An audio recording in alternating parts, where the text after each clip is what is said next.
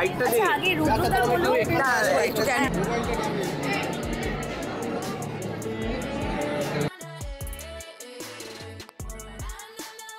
এদিকে দেখাও সমাধি।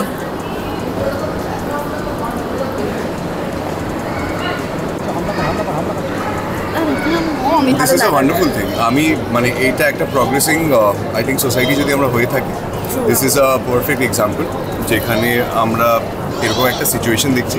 অ্যান্ড আই থিঙ্ক এর জন্য মল্লিকাদি অনেকটা responsible for raising a daughter like this. And I am very happy যে গরিমা পুরো ব্যাপারটাকে এত ম্যাচিওরলি হ্যান্ডেল করছে, which we feel really amazed and we feel really nice.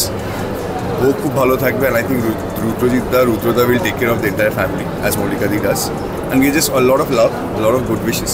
ভালো থাকুক, সুস্থ থাকুক।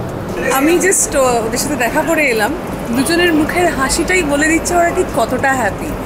আর আমার মনে হয় সেটাই সব থেকে বড় একটা জীবনের প্রাপ্তি, যে আনন্দে থাকতে পারা এবং সেটা যখনই আসুক না কেন জীবনে সেটাকে সাদর আমন্ত্রণ জানিয়ে দুহাতে ধরা। ভালো বিষয়, সবার সুযোগ দেওয়া উচিত, কারণ একটাই জীবন, দুবার কেন, কারণ যদি 3 বার 20 বারও ইচ্ছে করে তার একদম অ্যাবসলিউটলি সুযোগ দেওয়া উচিত। আর আমি তোমাদের ভিডিওসেই দেখলাম মল্লিকা দিকে, কারণ আমি বিয়েতে আসতে পারিনি, and she is looking so happy, মানে ভেতর থেকে হ্যাপি সোলফুলি লাগছে ভীষণ। তো ভালো কাটুক, ভালো হোক। এবং গরিমা সবচেয়ে বড় দায়িত্ব, এটা বোধহয় সবচেয়ে ভালো, মানে এটা খুব শিক্ষণীয় একটা বিষয়, খুবই শিক্ষণীয় বিষয় যে মানে এত হ্যাপিলি অ্যাকসেপ্ট করা, এটা অনেক বড় বিষয়। আমি ওকে এঙ্গেজমেন্টের দিন এসে বলেছিলাম যে তুই একমাত্র যে বুক ঠুকে বলবি যে আমার বাবার বিয়ে দেখবো আমি, সবাই বলে না, তো ও সেটাই বলেছে। আমি যেটা দেখলাম ওটা সেদিন ওকে বলা হয়নি, বাট আমি ভেবেছিলাম বলবো। She is proud. হ্যাঁ একদম, মানে ও বলছে we are proud of Garima and Mallika di and রুদ্রদা, and we are very happy for them. কাজের সূত্রে আর রুদ্রজিতের সঙ্গে আমাদের পরিবারের খুব পার্সোনাল একটা সম্পর্ক আছে অনেকদিন ধরে। আমাদের ফ্যামিলি ডক্টর, মানে শুধু আমার না, আমাদের যৌথ পরিবারেরই খুব ক্লোজ, এবং আমাদের পুরো গোটা ফ্যামিলি ওকে কনগ্র্যাচুলেট করছে। আমি আমার ফ্যামিলির ওদেরকে কনগ্র্যাচুলেশন জানাচ্ছি, and I hope they have a very very long never ending happy married life, and I wish them all the best. এইটা খুব মানে কঠিন টাস্ক রুদ্রদাকে বলা হলো যে জোরে বলো। হ্যাঁ, সেই রুদ্রদার গলা মানে কি মানে জোর হয় না, খুব আমার প্রচন্ড জোর বলছে, ছেলেদের আওয়াজ। আচ্ছা, আজকে মেয়ে বলুক মা না বাবা, লুকে কে এগিয়ে? আমি দুজনকে এরকমভাবে ডিসক্রিমিনেট করছি, আমার দুজনকেই খুবই ভালো দেখতে লাগছে। অফকোর্স বাবার নতুন নাম হয়েছে হলো পপসি, সেটা আমি এখন মানে এটা সিক্রেট ছিল যে আমি রিভিল করলাম সবার সামনে। তো পপসিকে তো পপসি গ্লো করছেই, আর মা তো আলাদা গ্লো করছে। মা বললাম না দুদিনে আলাদা আলাদা। আচ্ছা, রুদ্রদার কাছে শুনে কি দায়িত্ব নেওয়া হলো? ভাত কাপড়ের সময় কি বলা হলো? অনেক দায়িত্ব বললাম, নিল না, যেমন দরকার নেই, মানে উল্টে আমাকে বললো যে আমি দায়িত্ব নিই। না, আমি দায়িত্ব নিচ্ছি বলিনি, আমি বলেছি যে তুমি সবসময় আমার পাশে থাকবে, এই দায়িত্বটা নাও। আমাকে একটু হাসি খুশি আমরা সবাই মিলে থাকবো, এই দায়িত্বটা নাও। আর আমি দায়িত্ব নিলাম, আমি ঢাল হয়ে তোমার সামনে সব সময় বিপদে আপদে সব সময় দাঁড়িয়ে থাকবো। যেহেতু আমি অর্ধাঙ্গিনী, তাই জন্যে আমি সব সময় একদম মা দুর্গার মতো সামনে আমি দাঁড়িয়ে থাকবো। তবে সবচেয়ে বড় দায়িত্ব বোধহয় দুজনের মেয়েকে সামলানো। না, মেয়ে নিয়েছে বোধহয় তোমার দুজনের এই কদিনে সবচেয়ে বড় দায়িত্ব বোধহয়। হ্যাঁ, গরিমাই নিয়েছে, রাইট, অ্যাবসলিউটলি। গরিমা মানে কতটা প্রাউড আজকের দিনে, মা বাবাও নিয়ে বলো কতটা মানে ফাইনালি হলো এই দিনটা। ফাইনালি খুবই প্রাউড, আর আমি এটার জন্য খুবই ওয়েট করছিলাম। এখন যখন হয়ে গেছে আমি ভেরি প্রাউড, আর আমি খুবই ভালো লাগছে। এইটুকু বয়সে এতটা দায়িত্ব নিল, মল্লিকাদি কি বলবে?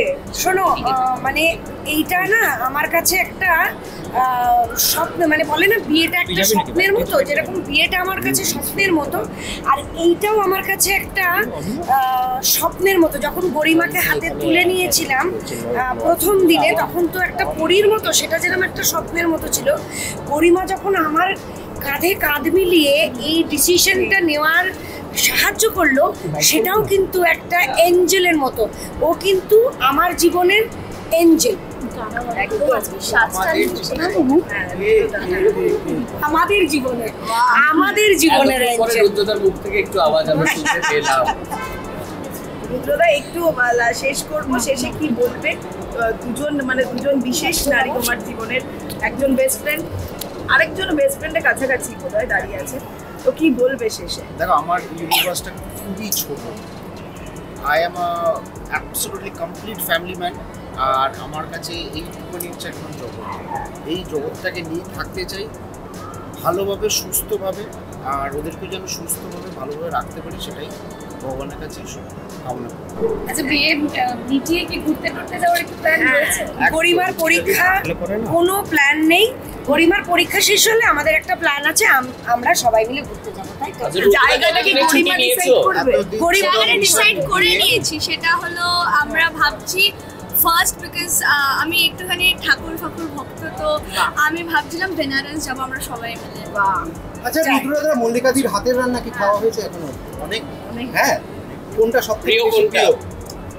আমি 1 বছর ধরে একটা মানত করেছিলাম বলে মাটন আর মানে বিরিয়ানিটা ছেড়ে দিয়েছিলাম। ওর হাতের মাটন আর ওই স্পেশাল যেরকম অনেক রকমের পরোটা, আমি জানতাম না অত রকমের পরোটা হয় অ্যাকচুয়ালি। ওটা আমি আমার শ্বশুরবাড়ির দৌলতে আমি জানতে পেরেছি।